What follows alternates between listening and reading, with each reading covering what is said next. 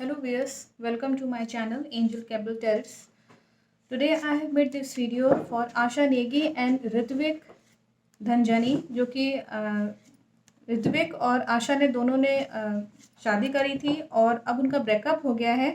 किसी ने मुझसे पूछा हुआ है कि दोनों का ब्रेकअप क्यों हो गया है।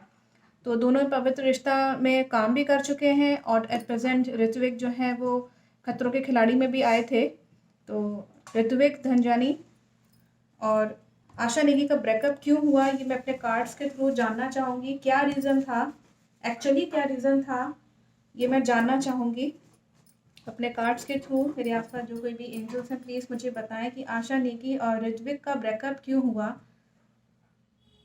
दोनों ने शादी करी और उसके बाद ब्रेकअप हो गया, क्या उसकी वजह क्या थी, एक्चुअल रीज़न क्या था दोनों के ब्रेकअप होने का।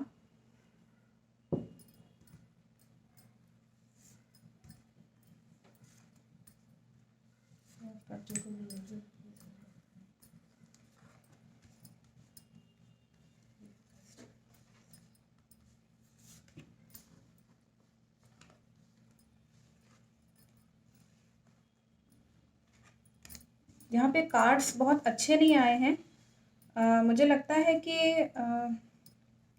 यहाँ पे सबसे पहला कार्ड हैंगमैन का आ गया है। हैंग्ड मैन दैट मीन्स कि कहीं ना कहीं आशा नेगी जो थी वो शादी के बाद दोनों के रिश्ते जो थे वो शुरू से ही कुछ गड़बड़ हुए हैं। या तो आशा को कुछ पता चला होगा ऋत्विक के बारे में कि इस तरह का इनका चरित्र है या कैरेक्टर है और बहुत ज़्यादा ध्यान नहीं दे रहे हैं। अब शादी हो गई है तो अब ध्यान ही नहीं दे रहे हैं इस तरह का यहाँ पे, क्योंकि वही है ना कि एक टांग वही वही बात है कि लटकी रहना। यहाँ पे हैंग्ड मैन का दैट मीन्स कि वो लटकी लटकी से घूमती रहती। उनका रिश्ता जो है वो ऑलमोस्ट बहुत ज़्यादा पावरफुल नहीं है इनका रिश्ता, और ये दोनों जने ही बहुत परेशान थे।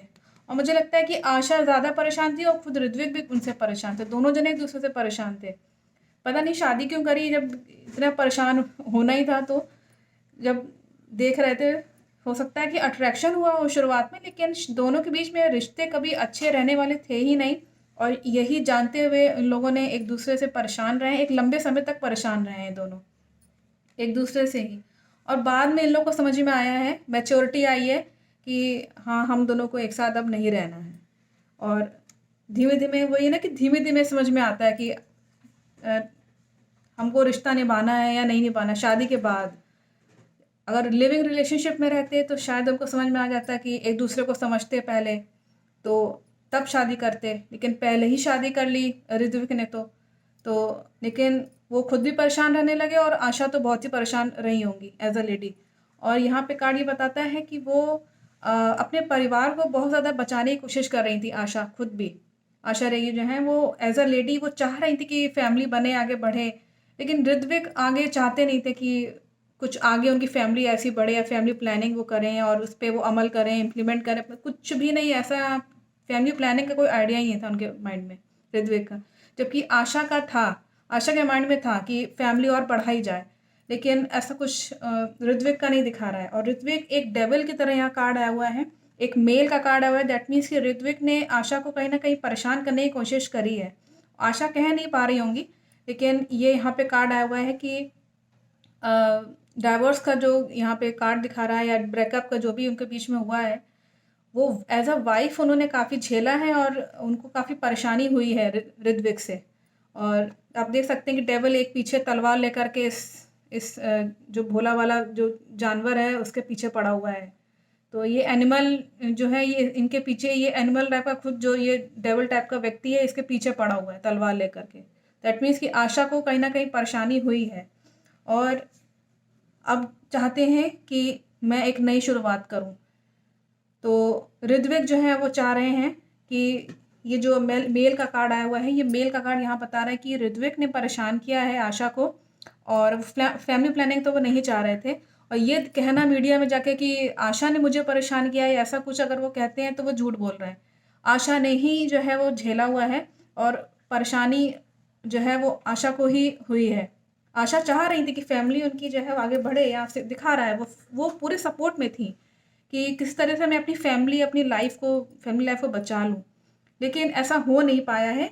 और ऋत्विक ने ब्रेकअप किया हुआ है और ब्रेकअप करके फिर एक नई शुरुआत करी है। इसके आगे का मैं कार्ड्स और निकालना चाहूँगी कि मैसेज और कार्ड्स क्या कर रहे हैं।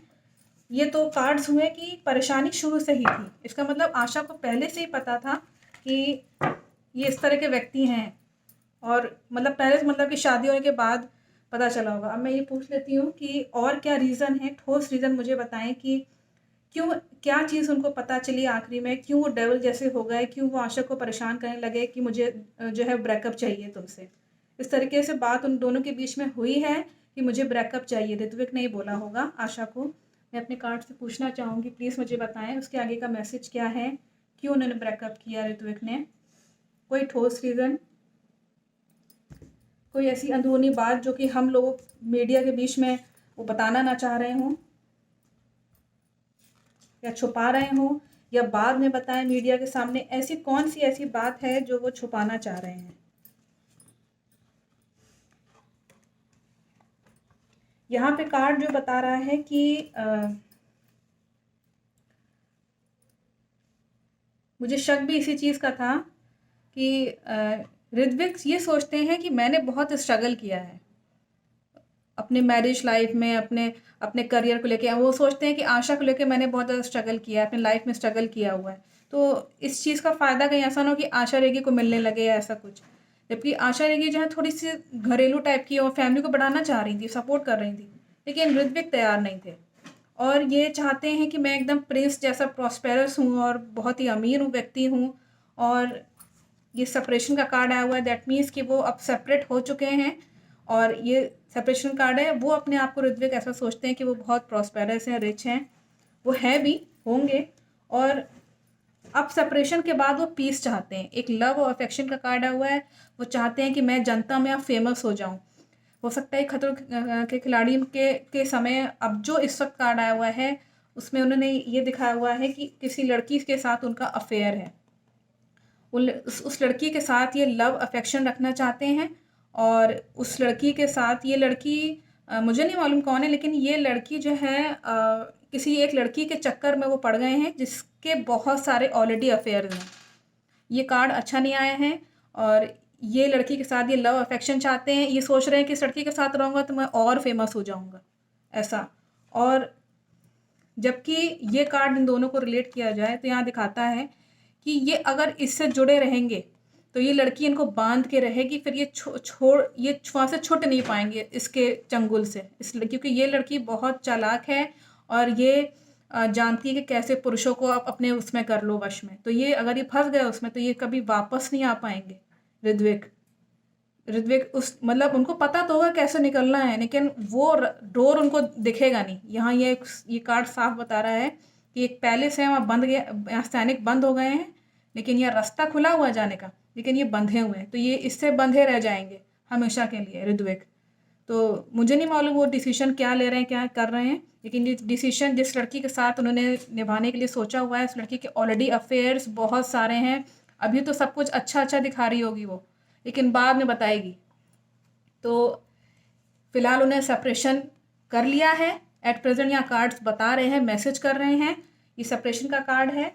और आई थिंक कि आपको आंसर मिला होगा मेरे कार्ड्स के थ्रू कि क्या रीज़न है। रीज़न ये लड़की है और इसके साथ इन्होंने लव अफेयर शुरू कर दिया है और ये सोच रहे हैं कि मैं फेमस हो जाऊंगा, मैं न्यूज़ में नाम आएगा, मुझे मुझे फेम मिलेगा, इस तरह का है। और मैं बहुत रिच और प्रॉस्पेरस हूँ और मैंने बहुत स्ट्रगल किया है, स्ट्रगल करके मैंने पैसा कमाया है, मैं ऐसे किसी लेडी पे ऐसे खर्च नहीं कर दूंगा। उनकी भी माइंड में सेल्फिशनेस है, तो जिस तरह के वो हैं उसी तरह की उनको लड़की भी मिली है। तो आशा नेगी तो बल्कि अपने परिवार को आगे बढ़ा के सपोर्ट भी करना चाह रही थी, लेकिन उनकी चॉइस ऐसी नहीं है, उनको कुछ शायद कुछ और दिख रहा है। तो आई थिंक कि आपको आंसर मिला होगा मेरे कार्ड्स के थ्रू जिस किसी ने मुझसे पूछा था। Thank you for watching my video.